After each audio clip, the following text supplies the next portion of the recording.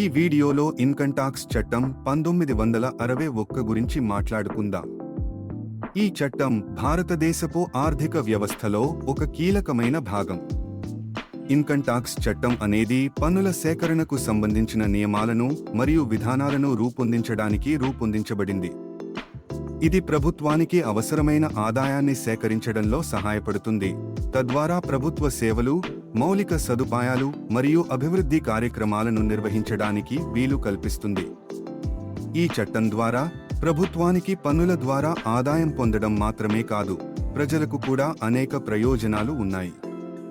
పన్నులు సేకరించడం ద్వారా ప్రభుత్వానికి ప్రజలకు ఆరోగ్య, విద్య, రవాణా వంటి సేవలను అందించడానికి నిధులు అందుతాయి.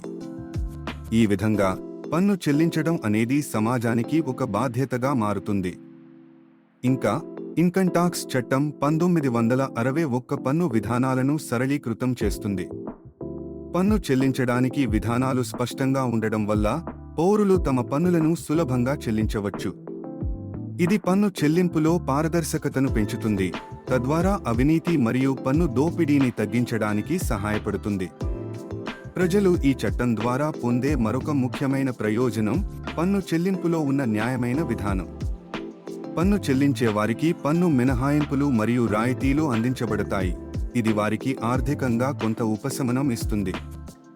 ఈ విధంగా పన్ను చెల్లించడం ఒక బాధ్యత మాత్రమే కాదు, అది ప్రజలకు ఒక అవకాశంగా కూడా మారుతుంది. చట్టం యొక్క ప్రాముఖ్యతను అర్థం చేసుకోవడం చాలా ముఖ్యం. ఇది ప్రభుత్వానికి ఆదాయాన్ని అందించడమే కాకుండా ప్రజలకు అవసరమైన సేవలను అందించడానికి కూడా ఉపయోగపడుతుంది. పన్ను చెల్లించడం అనేది ప్రతి పౌరుడి బాధ్యత. ఇది సమాజానికి, దేశానికి మేలు చేస్తుంది.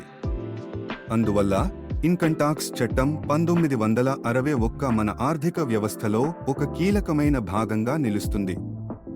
ఈ చట్టం ద్వారా మనం ఒక సమర్థవంతమైన, న్యాయమైన మరియు సమానమైన పన్ను విధానాన్ని అందించగలుగుతాము. ఇది దేశ అభివృద్ధికి దోహదం చేస్తుంది. అందుకే పన్ను చెల్లించడం మనందరి బాధ్యత. ఇది మన సమాజాన్ని బలోపేతం చేస్తుంది.